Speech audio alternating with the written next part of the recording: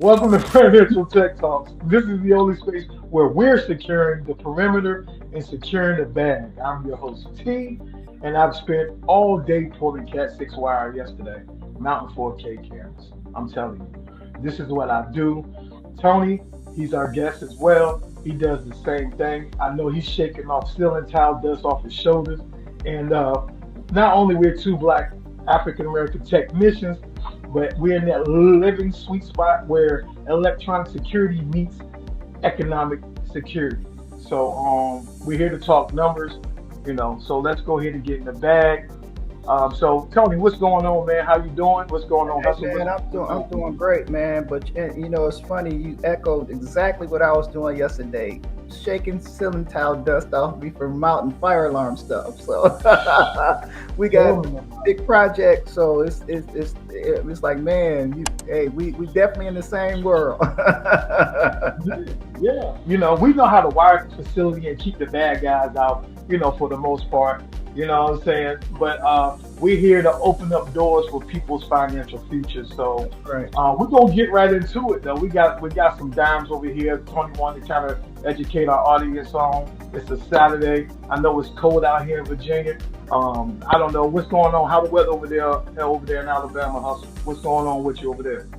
Man, first of all, man, shout out to y'all, man. Like I say, this launching the Financial Tech Talk. Y'all got the studio. Shout out, hey, the banner is fire, the background drop is fire, the logo is fire.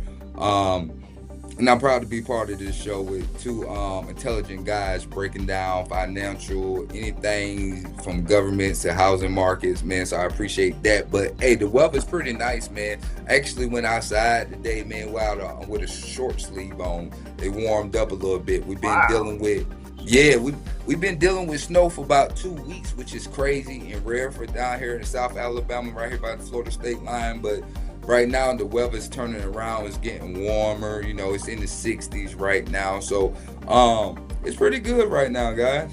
I can't complain. I'm enjoying myself. Well, shoot, I tell you what, when the weather's getting nice and stuff like that, Tony has some stuff he want to talk about, man, to, Yeah. to help these vacationers. Because I know over here, we living out here in the Virginia Beach area. You know what I'm saying? We got a lot of people that come from out of town. They want to, tour around. And so he has something that he want to share with y'all. But before we even go into that, can you go into that media asset real quick? Yeah, And play that? I got you. Matter of fact, let's hop into it, guys. I'll Here go we go. do it. Existing housing, people that own their homes, we're going to keep them wealthy. We're going to keep those prices up. We're not going to destroy the value of their homes so that somebody that didn't work very hard can buy a home. We're going to make it easier to buy. We're going to get interest rates down. But I want to protect the people that for the first time in their lives feel good about themselves. They feel like that they're wealthy people. And I want them to understand it. There's so much talk about, we're going to drive housing prices down. I don't want to drive housing prices down. I want to drive housing prices up for people that own their homes. And they can be assured that's what's going to happen. There you go, guys. This is the groundwork. I don't know how you feel about the housing market right now, Tony. I know things have kind of been topsy turvy under this administration and things like that. But can you share with the audience as far as your journey and what you're doing right now in this sector, which is real estate? Sure.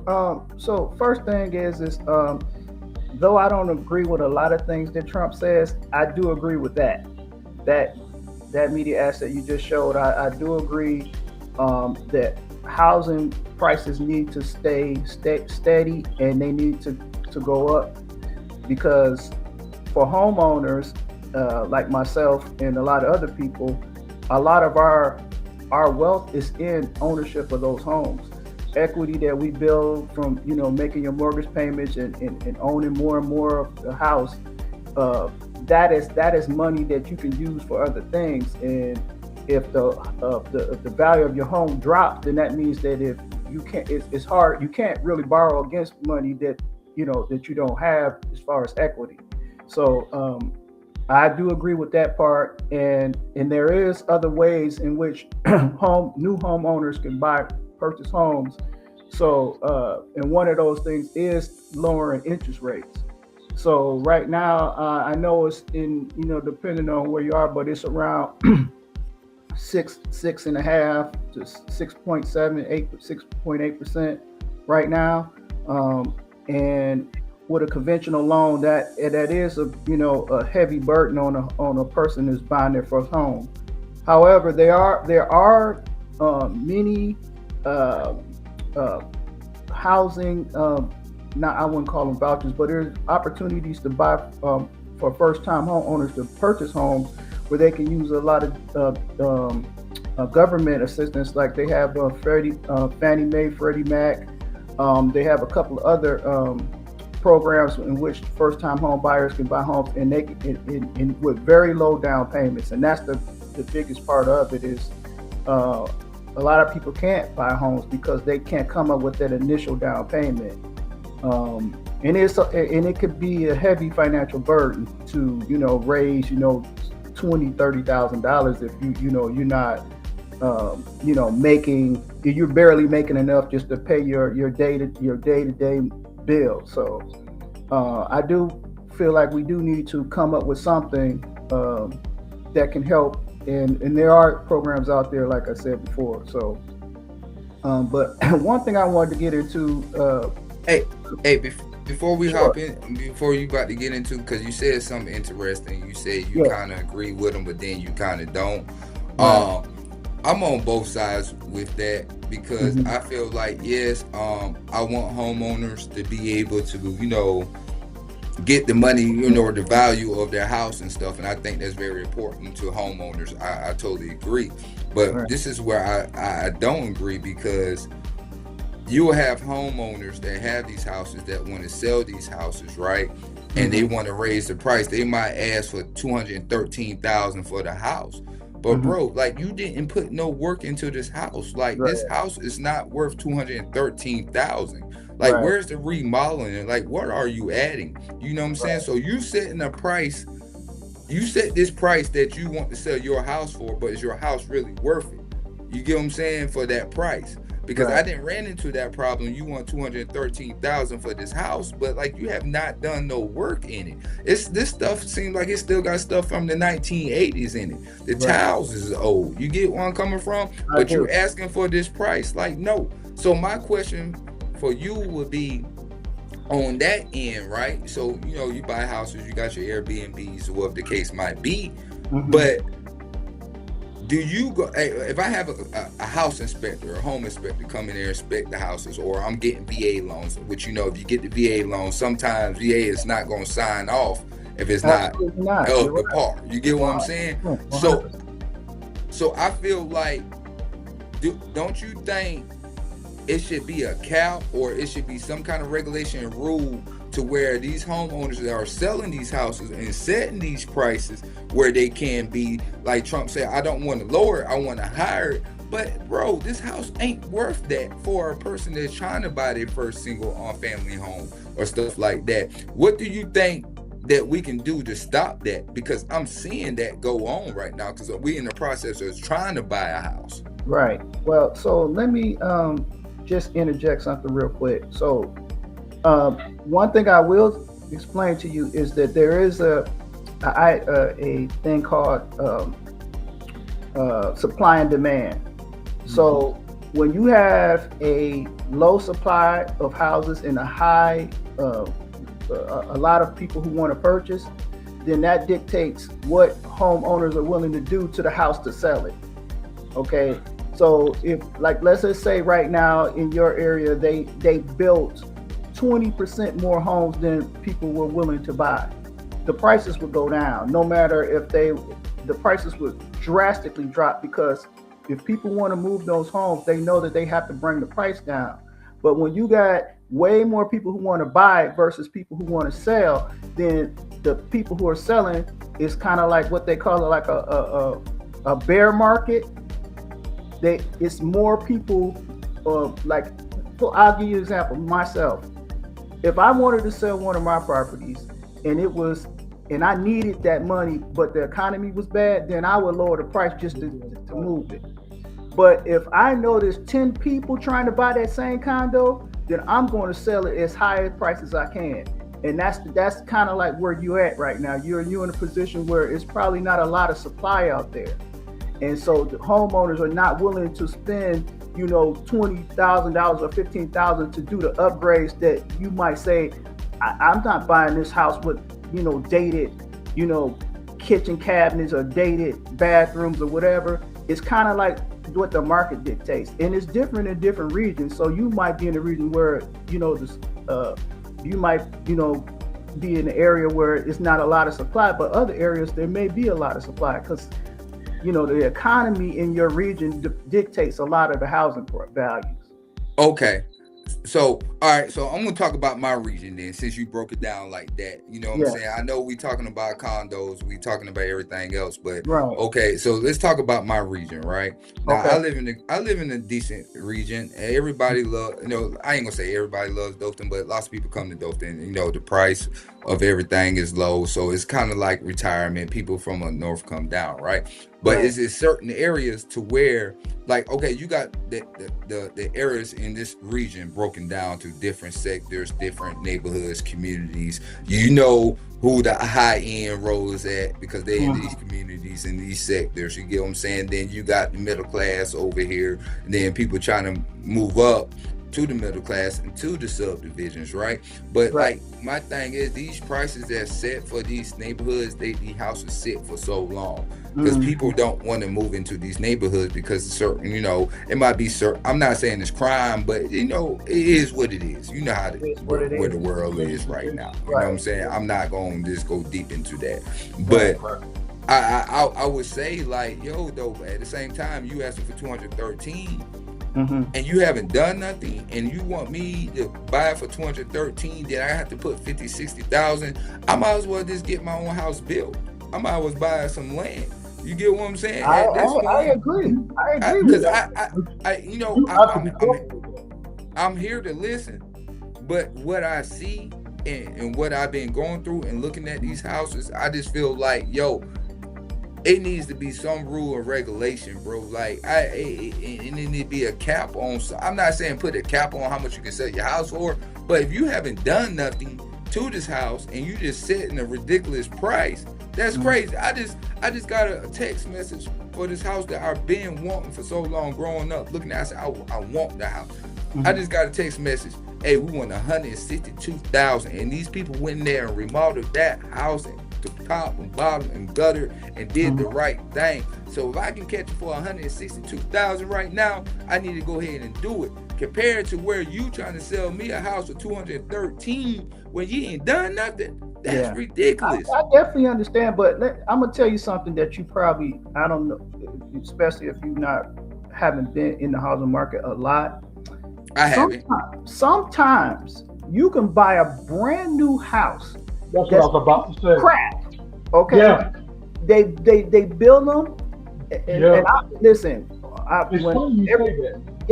been, throughout my life, I've had opportunities to buy houses, places, and one thing that I noticed that a lot of these areas where that you see a neighborhood where they just built it up real fast. All these people went in there, they built this community, 100 units, and you walk in some of them places, it's like you paying twice as much as an old house. Okay? But they're pieces of crap. Okay. I mean, the work is horrible. And I'm gonna tell you right now, so I'll tell most people, if you find a house that's an older home that you have to maybe have to remodel to get it up to speed, do it. And I'm gonna tell you why. Because structurally it's better. Okay. My house that I live in right now, me and my wife, this house was dated when we bought it.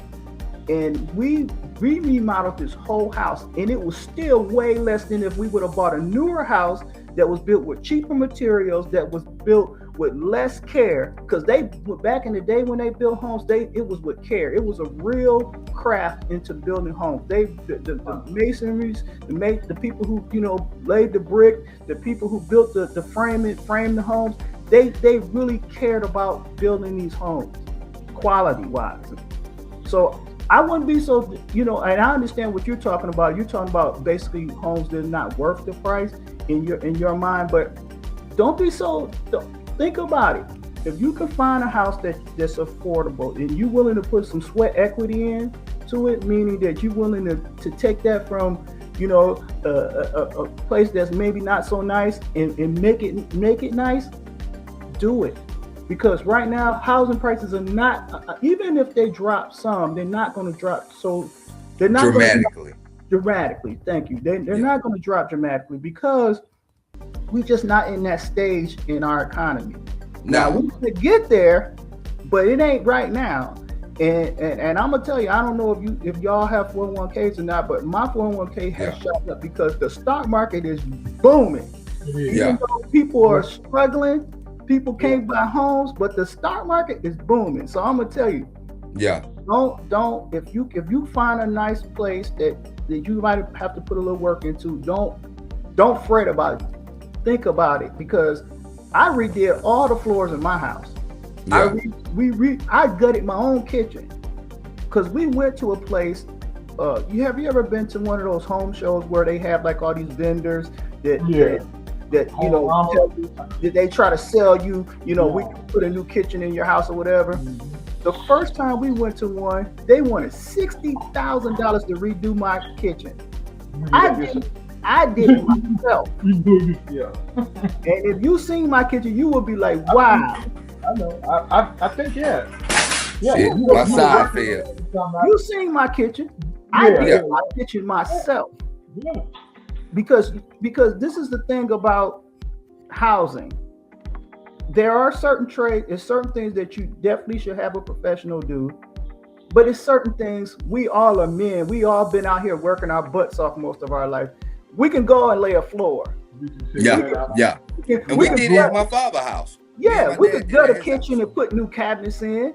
You know what I'm saying? It's like so housing is one of those things where you kind of have to pick and choose what you're willing to pay somebody to do and what you're willing to do yourself to save that money that dictates in our economy. You know, like I said, getting a brand new house isn't, for me, in my experience, is not the move.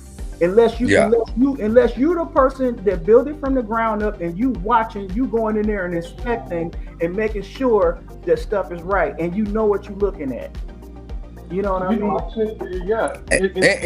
Oh, my bad. No, you straight. Because I was scrolling on social media 2 nights ago and I saw this guy, a brand new development area, brand new houses that some of them are being built at the same time. He gets out.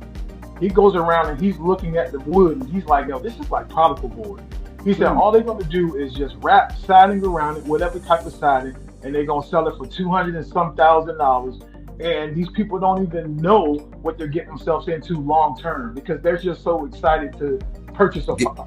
You know what I'm saying? And he was like, nah, he said, this is piss poor material. You know, and to me, that's highway robbery. But if you don't know it, you're not educated, then you know you fall for stuff like that. So I agree with you, Tony. Take your time. You know what I'm saying? These older houses and stuff, they are built different. You know, my grandmama house, you know, it's still standing strong. But I can go to a new development down the street. They put up these houses in like a week. Something's wrong with that. So it's a business.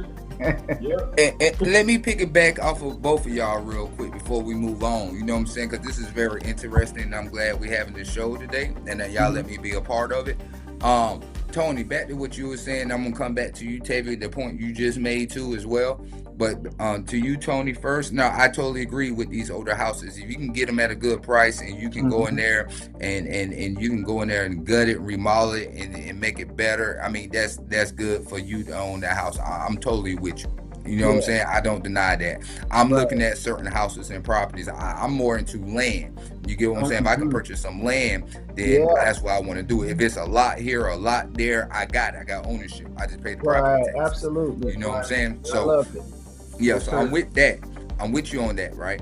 But what I would say, like, okay, just like I just told you a while ago, that $213,000 something house that you asking for and then you haven't done nothing, I would rather go take this $162,000 house that I know they went in there and remodeled it, right?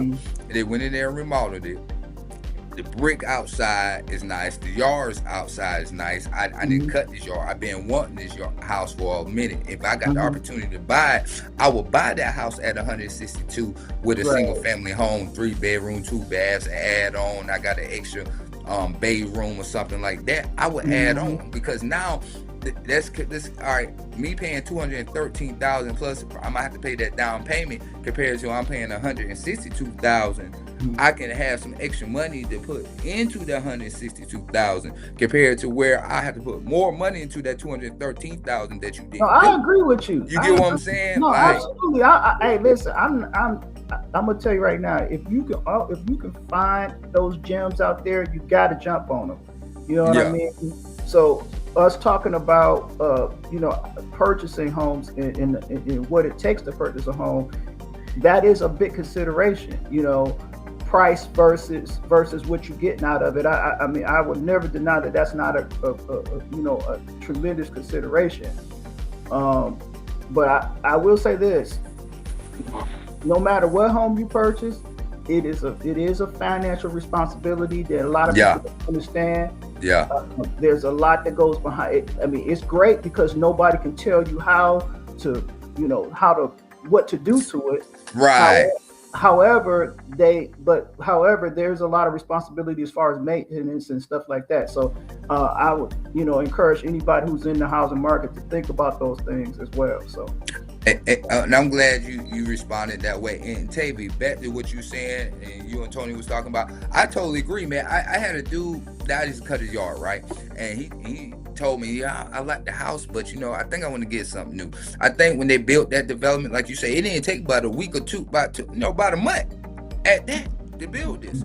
And they rushing to put these developments up to where they're not making sure it's up to par and up to standards. You get what I'm saying? You just brought this new house, but you got a house leak because they rushed it. That's you know it. What I'm saying? That's crazy.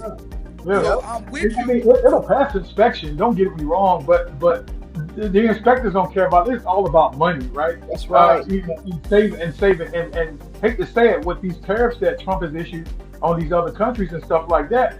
I mean, there's going to be a lot of developers bringing in cheap material. You know what I'm saying? Right. With the tariffs, 100%. The tariffs is hurting a lot of things. When it comes down to our structure. Hey, so would you say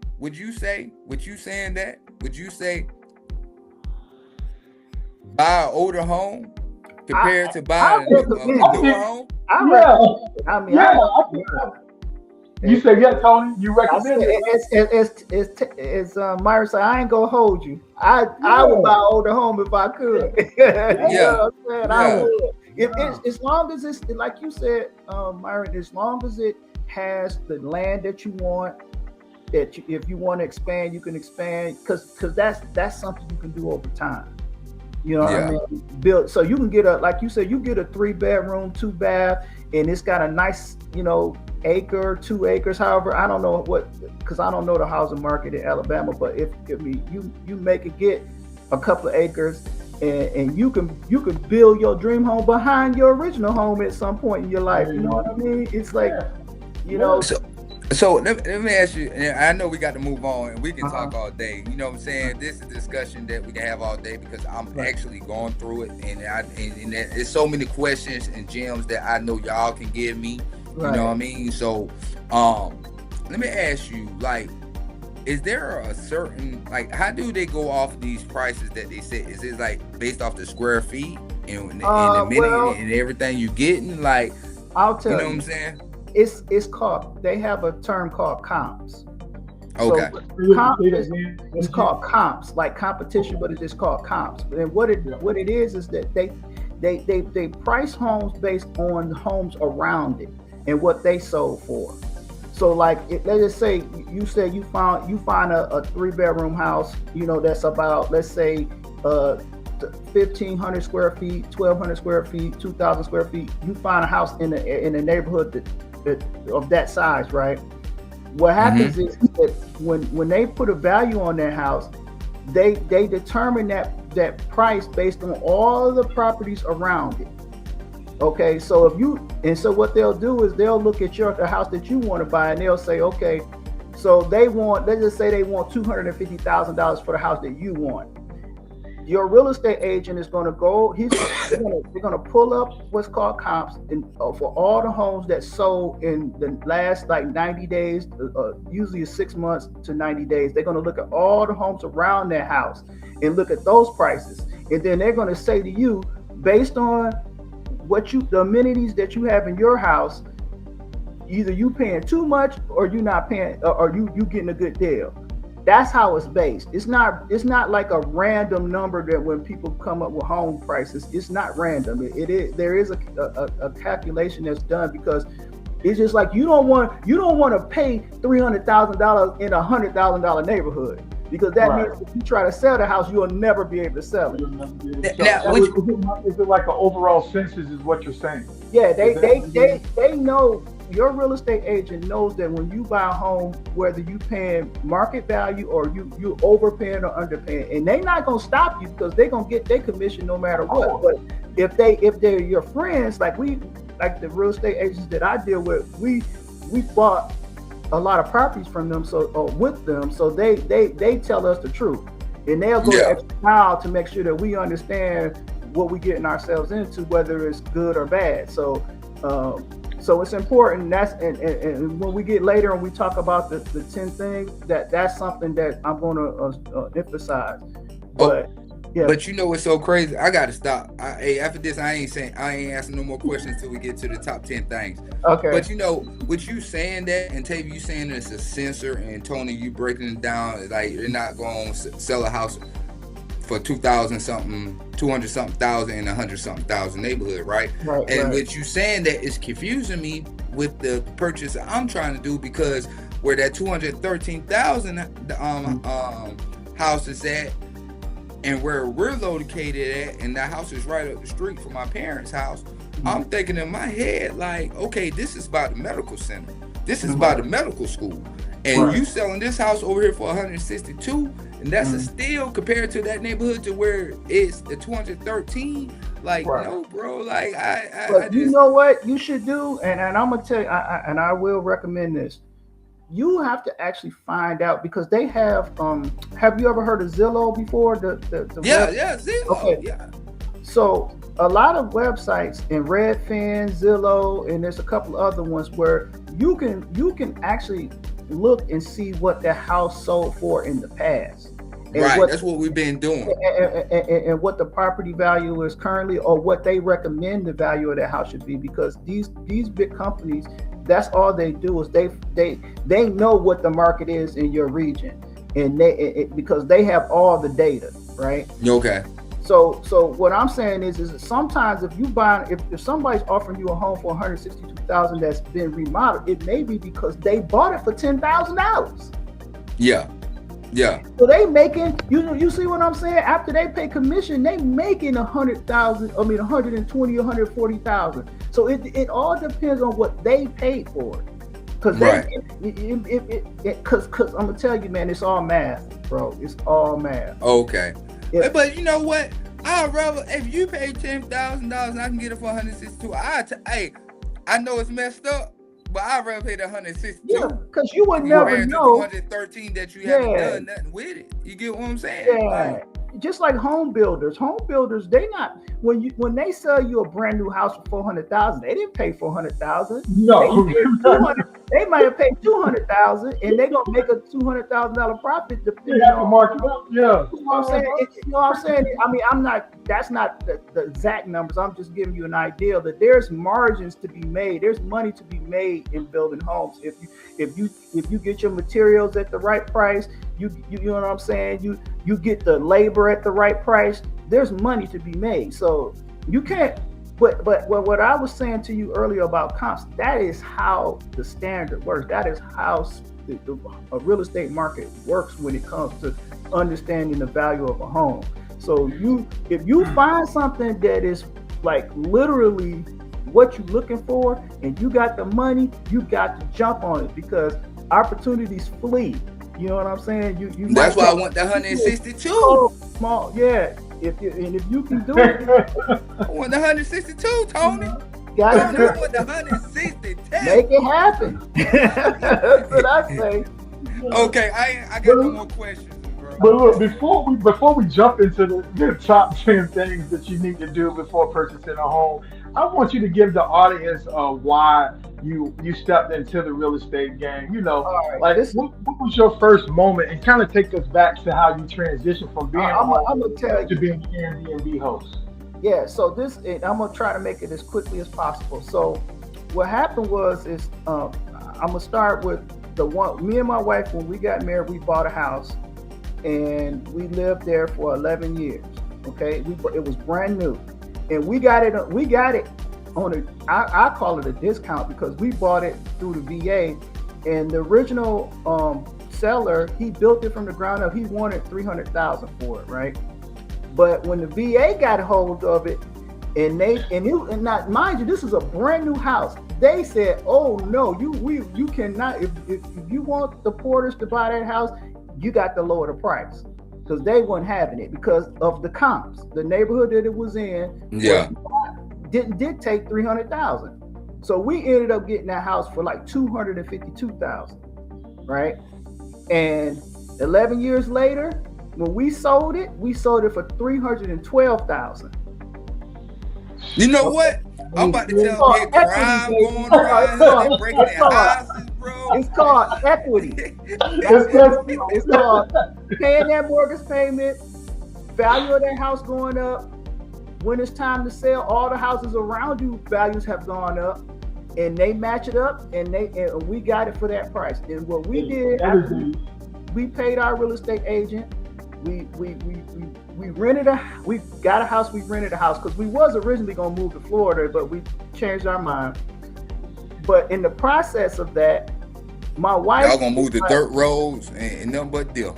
No, we was hey, man. I just messing with you. Hey, no, I didn't know that's North Florida. I'm just messing with you. We was gonna actually go to Jacksonville, but so what happened was is my wife was like, let's look at some Airbnbs, and I was like, Airbnb. I wasn't trying to hear it because I wasn't thinking about we was in the clothing retail business. Me and my wife had a store and everything, but she was thinking about Airbnb, so I wasn't with it at first. But then when we was going to Jacksonville looking for a house, we stayed in an Airbnb, and it was a house that had a add-on to it. It was just like they added like a bedroom, a bathroom, and a little kitchenette on it, right? Yeah. We stayed there, and I asked the guy because one day I'm walking out, and he was walking out, and I asked the owner, I was like, "Hey man, so what's business like?" He said, "It's great." And I said, "So how often are you booked?" He said, "Every day." I said, "What?" He said, "Every day." He said, except for cleaning, when they had to clean it, and then the next person comes in. And I said to myself, that's a proven business model. So that's as soon as we got back to Virginia, we started looking for house. I mean, for units. We found one in it's in Norfolk because I live in Chesapeake. We found one in a town called Norfolk. It was a condo. We did our whole due diligence. VA loan. I got because I'm a veteran, so I use my VA benefits, and I bought that place. And I'm gonna tell you how I knew it was the right thing to do. It was furnished.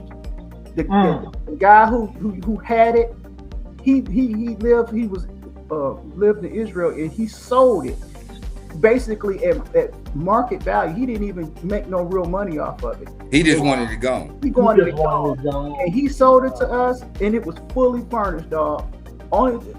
Only thing we had to do was add a couple of ceiling fans and change some light switches, put a new AC unit in it, and that was it. And then we start Airbnb in it. That's black excellence. Added a plant too. Hey, that's a power move. Major power. But see, and the part that I really wanted to emphasize is that because we got equity from the first house that we had money for down payment, we had money to do everything we needed to do. Even though, and I will say, down payments for veterans is not as much as a down payment if you do a conventional loan, which means you basically come up with your whatever that 20% is or 17%, depending on what program you use. But The bottom line is owning a home brings you value in the future.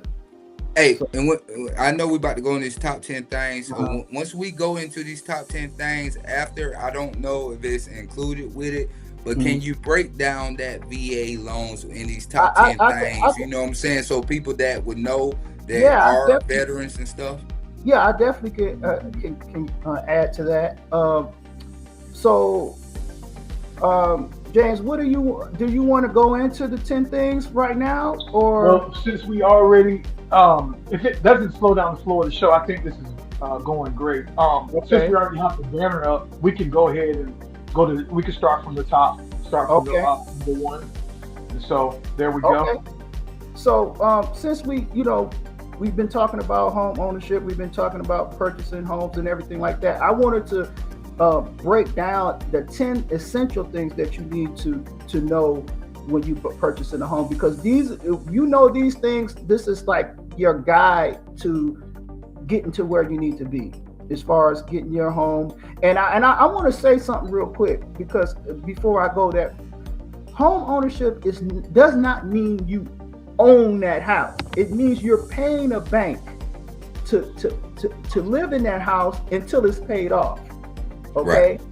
But we call it home ownership because of the fact that when you do sell it, you have equity in it, which basically is money that you earn value in that home. So it is an investment. It's an investment, and that's where I want to just make sure people understand that. Because we use the term own, we really don't own it, because we have a lien holder. The bank owns it, or whoever we borrowed the money from, they own it unless we cash out. You know what I'm saying? Yeah. Especially when you have personal property tax like him. Right. So that's a whole nother conversation, but I just wanted to put that out there. But the 10 things that I recommend that you do first is first thing you want to do is check your credit score, because your credit score will dictate the interest rates that you pay. Okay. Everybody don't pay the same price. You can have the same house in 3 different. If you had 10 people who bought the same house, if their credit score is going to dictate what they pay per month. Okay, it's not based on anything more than your credit score. And let me ask you a question. Do you know the sweet spot, the beacon score that they're looking for? Well, it's like I say, it's different. But there is a credit score that where you get into the subprime, where if your credit score is not high enough, but they still sell you the house, it's really because you really ain't in the financial position to own it, but they gonna charge you a mortgage rate where they pretty much know that you ain't gonna make that payment. They gonna take the house and sell it to somebody else. Okay. It's a big game. It's a safeguard. It's a safeguard. It's a game. It's a game that they play because they know that certain people can't afford them, but they will sell it to you anyway, because they know at some point you're gonna default, and next thing you know, somebody else gonna own that home. Right. Okay. So that's the first thing. Have a good credit score. You gotta have a decent credit score if you want a decent interest rate. That's number one. Let me ask you a question. I know you on the top 10 things, Uh-huh. but real quick, I was in a position where I was like 22 years old, and I was approached by a real estate agent. My credit score, since we're talking about credit, my credit score was below 600. I knew in my spirit that wasn't right, and I got pre-approved. Right? It was for a balloon mortgage. That's balloon adjustable mortgage. Mm-hmm. Now, this was around the time when you had Fannie Mae, that whole scam. I was about to be a part of that. Oh wow! To where I was going to start. Everything was already. I was ready to close it. Because I just knew someone right. Yeah, I knew someone right. Then they took advantage of people. They just wanted to have people sign up for a house and to buy a balloon mortgage where the mortgage would just jump up out of nowhere, and you can't. Oh, I know people that it happened. What's a balloon mortgage? I ain't mean to cut you off because I'm trying. I want to learn, and for the people that don't know. So basically, what it is like, so they will give you a mortgage, right? But then they have stipulations on what they call a balloon payment, where you pay for so long, and then you have to come with a whole bunch of money. And most people can't do that. Most people, if you pay, like if your rent is $1,000, you paying a mortgage that's $1,000. In 2 years, you ain't gonna have 20,000 for a balloon payment. You ain't gonna have, because you making $1,000, and with the cost of living, you may get 1 or 2% increase. That still ain't gonna give you that 20,000. You know what I'm saying? So it was a horrible thing that back in was it 2008? 2008, Yeah, that's when they were really getting over on people. Mm-hmm. So, but yeah, so credit is important. Yes. Okay. Don't go in there with no 550, 99 credit score. You need so what's the standard? Because I had to leave for a minute. So before we move on, what's the standard credit score that you would prefer a person to be at for a first time home buyer? The FICO score, which is I would say, and I'm only speaking for me because I've always pretty much, except for when I was very young, since I've been an older person, I've maintained a decent credit score. But I would say I wouldn't even think about it if it was under 650. If your credit score under 650, you might still get approved for one, but your interest rate's gonna be jacked up, and they're gonna want you to bring a lot of money to the table. So I would say anything under 650, you need to work on getting your credit score higher. So anything under 650, let's say if you had a 650 right there at 7, what would be the average down payment you would have to pay? Well, I mean, most of them is 20%. So it's 20 to 20 something percent. It's different for different financial institutions, but the standards are about 20 to 25%.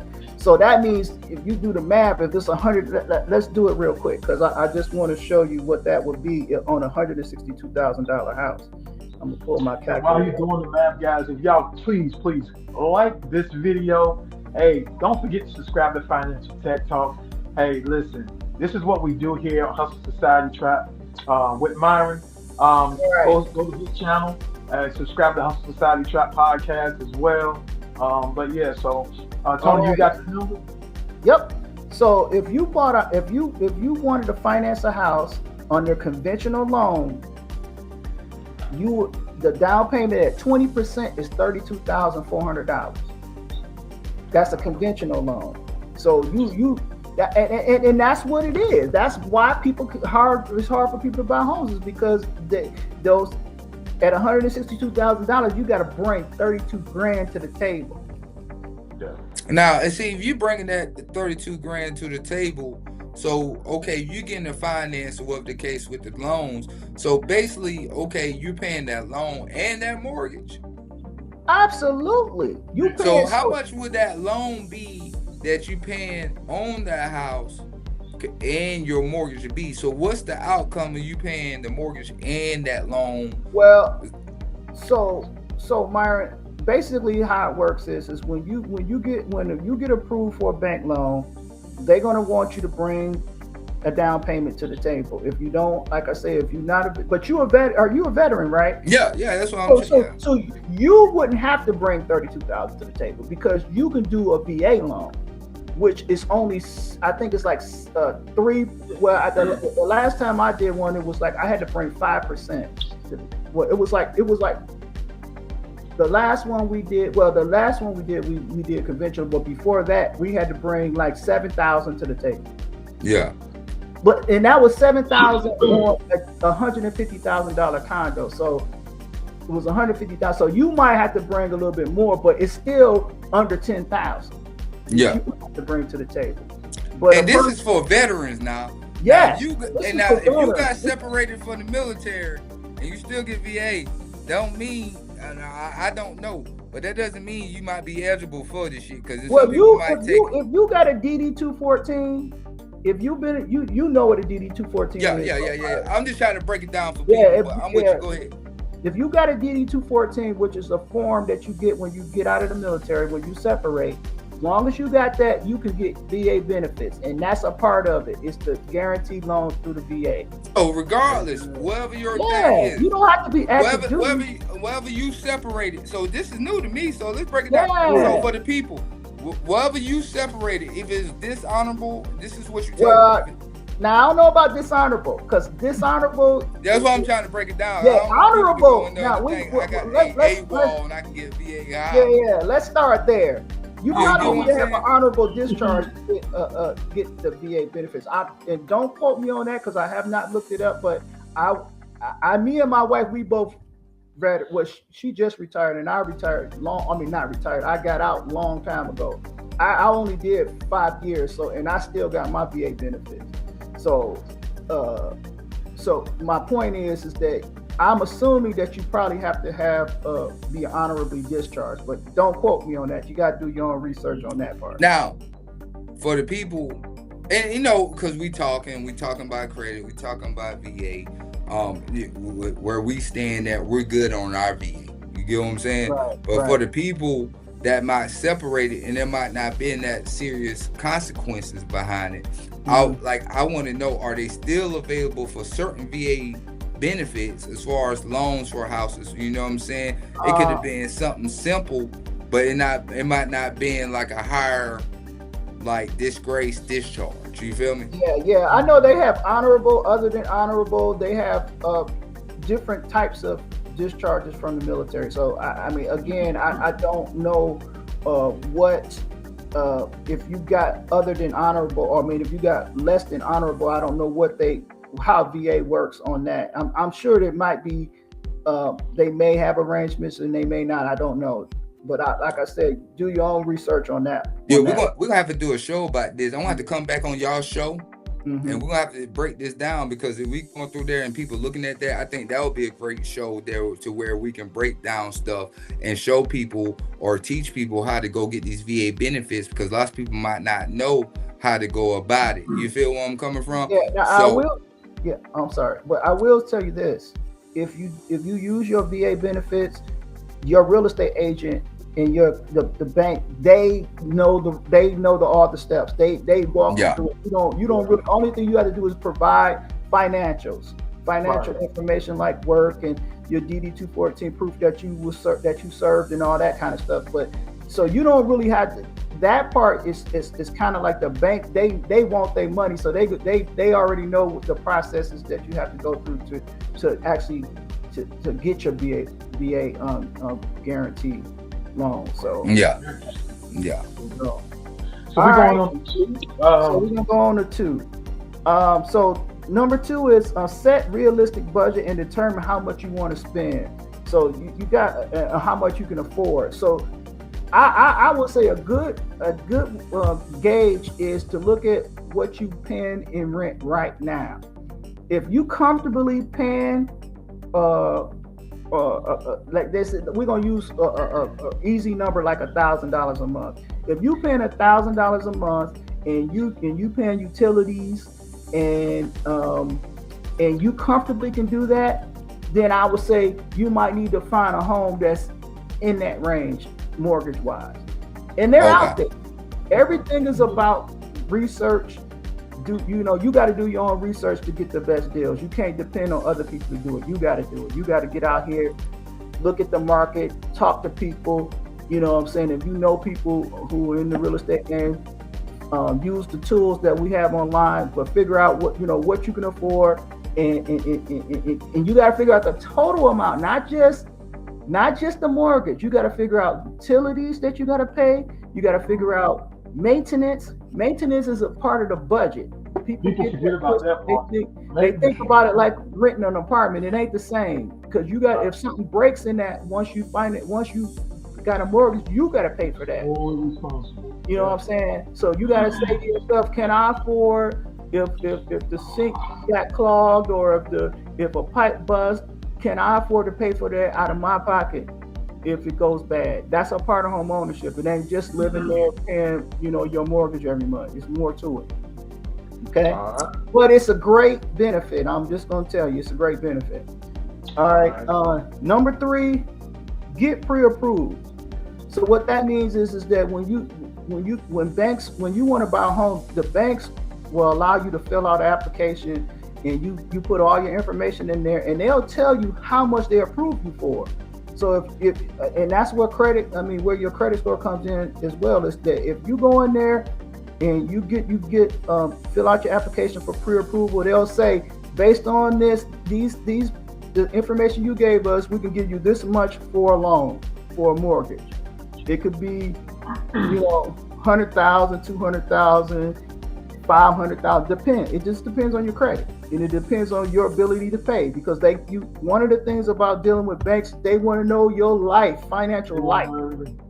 They want to know you paid your taxes. They want to see it. It ain't just they want to see it. They not gonna take your word for it. They want to see it. Okay, so that's number 3. Number 4 is save for the down payment. Even if you're doing VA, you still got to come with some money on closing. You still have to come with money. So it may be $5,000, it may be $7,000, it may be $10,000, but you got to come with some money, and you will know that way before closing date. And the closing date is the date that you go sit down with the bank, with the real estate agents, and you fill out all the paperwork that bonds you to that house. That's what the closing is. Okay. Number 5 is research the neighborhoods in the local markets.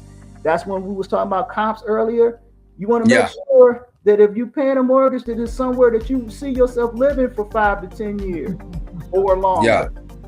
You don't want to go move into some area and be like, oh no, what did I do? They shooting every night. You know what I'm saying? Yeah. So that's my question is, how do you gauge that? I mean, you can gauge it. It's easy. That is the key. Listen, let me tell you something, man. We live in the information age. You can find anything about any neighborhood through the police. They have the crime. They have crime statistics. You can always figure out the school systems. You can figure out what type of school systems they are, how they're rated. All of this is through this freedom of all this information online. So anything that's information you can find online. You just got to know what to ask. Okay. Gotcha. All right. Number 6, decide what type of home best fits your needs. So like if you're a young person, like I would say in your 30s or your 20s, and you a first time home buyer, don't get your dream home right away. You know what I'm saying? Start small so that you can understand what home ownership is about, and make sure it's enough room again for the 5 or 10 year span or longer.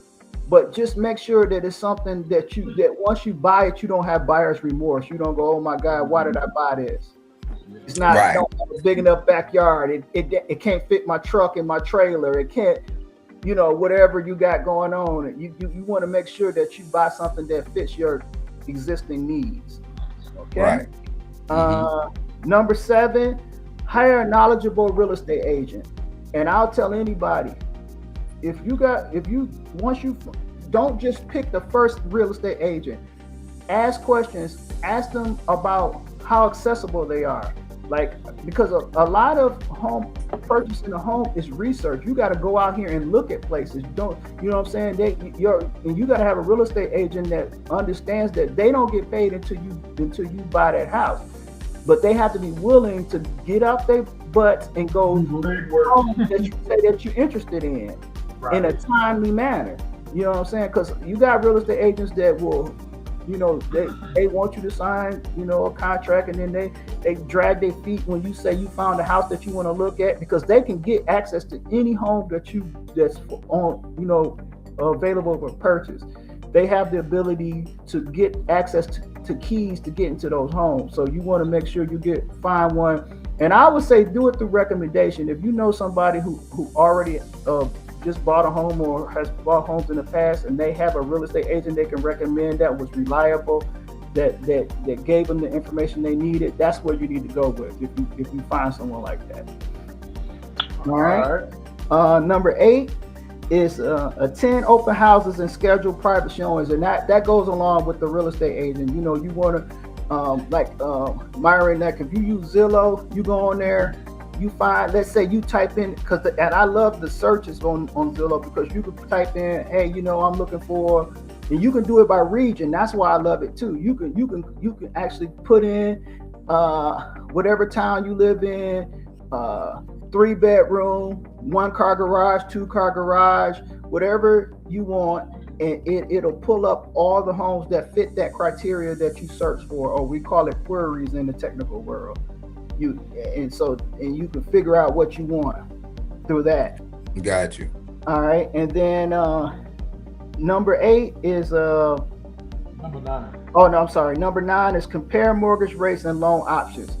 Again, as a home buyer, that's on you as a home buyer to do your due diligence, get the best deal. And I know Myron, he already make me feel like he gonna get the best deal he can get. Are you damn right? He ain't gonna be BSing around about that. So that's what it's about. I don't mind putting money into the house, but it's gonna be beneficial for me. I agree, I'm not about to fall into that. You get what I'm saying? And that's why I think in these, like, I'm not saying not sell the house that you brought for a certain price that you want, but what I'm saying is at least make it worth the price that I'm paying, bro. Like, you know what I'm saying? I'd rather buy an old house and remodel that house and gut that house and do it like that. But I'm not about to no.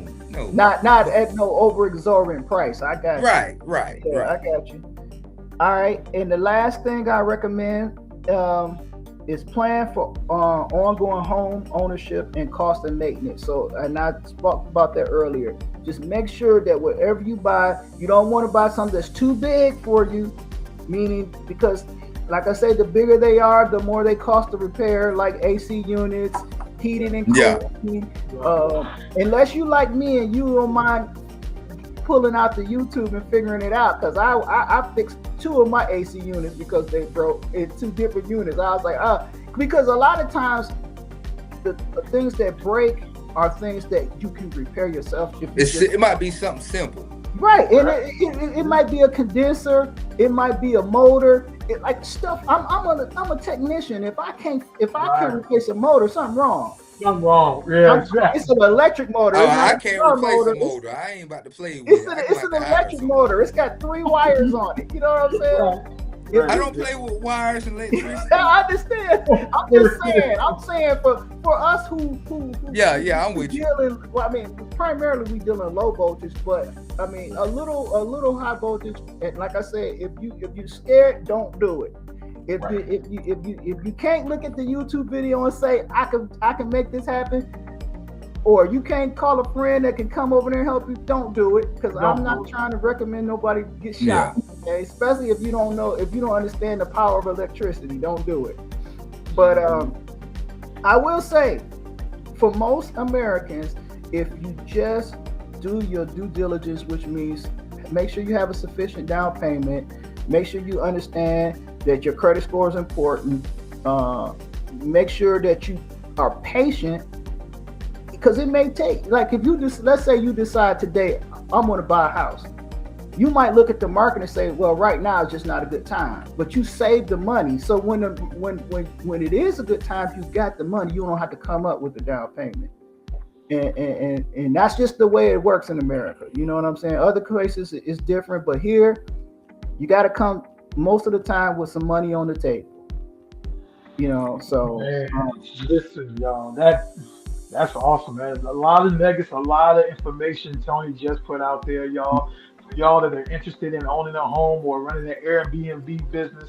You know, Tony, my question, and I don't know if you have one, Myron, after this, but no, I don't got nothing after this because I got the Kaylee play basketball game. So yeah, that's right. Well, my question is for the ones that are interested after hearing this amazing interview and this information. Owning an Airbnb is like it's a hobby, but when you own a few of them, it's like a business. So so what did you do to scale, and was it an easy transition to scaling? I would say it was about being prepared.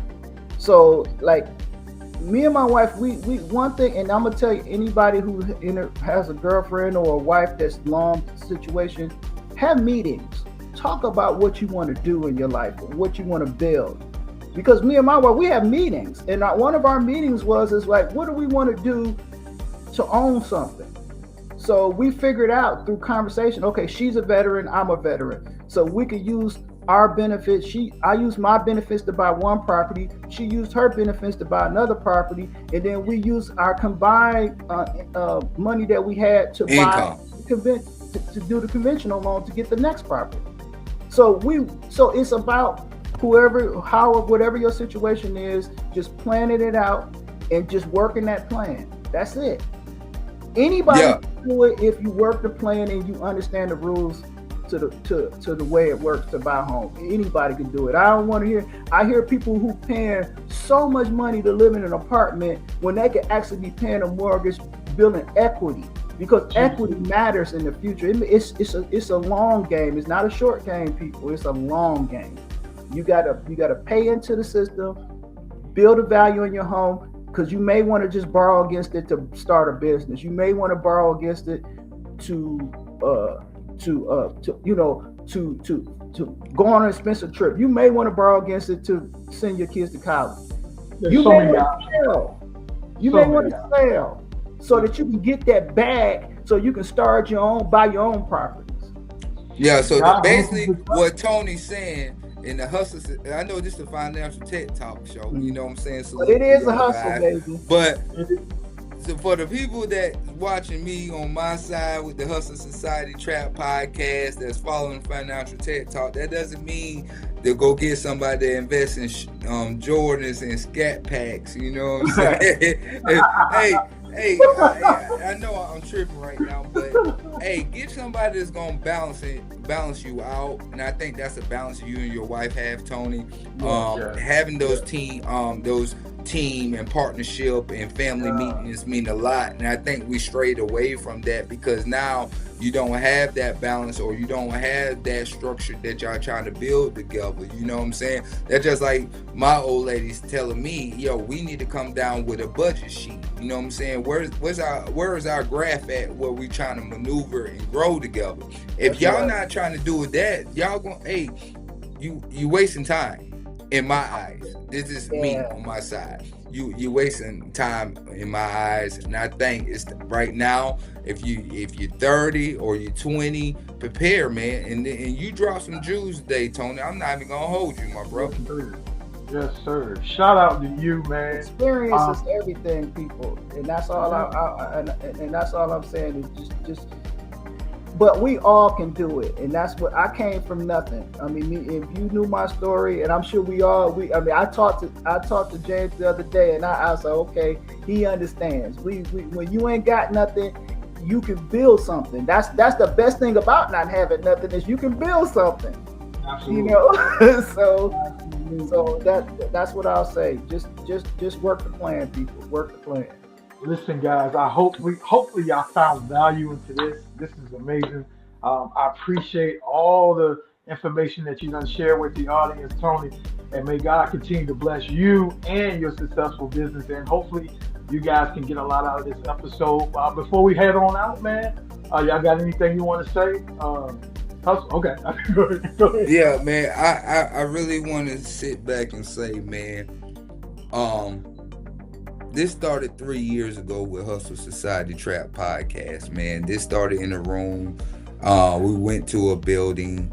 I've been putting out this work. I've been coming to Virginia telling people about the podcast, and me and Tavy talked. And Tavy connected me with lots of key people behind the scenes. You, Tony, somebody else, if I ain't mistaken, or was it Tony? I can't remember, Tyrone. Yeah, Tyrone. But this is seed to where we can just come off the Hustle Society Trap Podcast to see the financial TED Talk take form, to see the Porterhouse doing what it's doing, to see the Peak Sports transitioning into a new platform from the 757 Sports Channel, to seeing the Digital Trap House this transform. This to see the whole team winning is a blessing in disguise. I'm proud of y'all guys, man.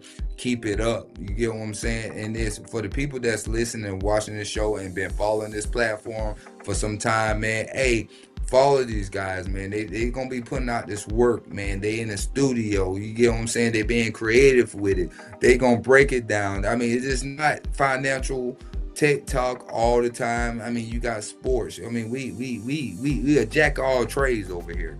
And what I want to say to y'all guys, and people always come to me say, "Hustle, you got it. You making a movement. You trying to build." But it really hit me now just to see my team really winning and putting that information out there that's beneficial for guys. And I want to say before I hop off of this show, because y'all know I'm a family guy. I'm a dad. I'm a father. You know, I got a basketball game to go make. But yo, I'm impressed, yo. I'm happy for y'all guys, man. It's a true honor, bro. It's a true honor. And yeah, it finally hit me now, Tavy. It finally hit me to see everybody growing, man. And that's all I got to say, man. That's all I got to say. Hey man, that's for real, man. It's just so happened how I met Tony. We can go behind this. We can talk about this behind the scenes. But, Yeah. You know, this ain't by accident. You know what I'm saying? And so, Yeah. Definitely not. Tony, what you got to say before we hop off, bro? Hey man, I think I said it all, man. I just want people to believe in that they can do. We all can do the same things. We just got to be willing to try.